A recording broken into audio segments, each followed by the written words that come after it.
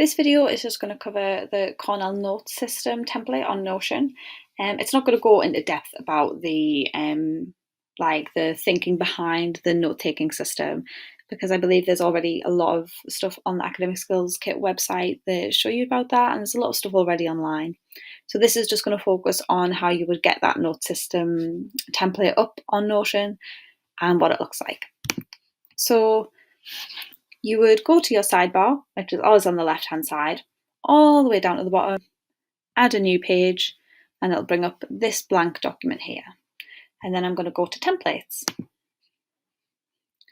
And then if I look along the right-hand side, we get all these little lovely drop-downs, and we're going to go to student.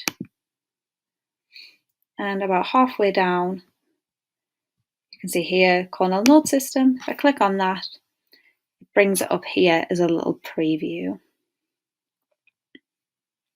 And I just click use this template. Now it gives you a little information on here about how the note-taking system works. So you kind of divide your page into the two columns. This column on the right is for all of the notes you'll take during the lecture or seminar. Fill it up as you would. And then on the left-hand side is for any keywords that you might come across. And it's also for after the session is ended and you're reviewing your notes and any relevant questions or things that will help you quickly recall the information on the right-hand side.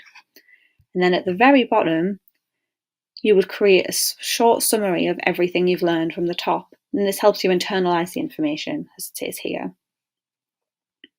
And so then it gives you a little example of how that's done. And at the very bottom, that's your template.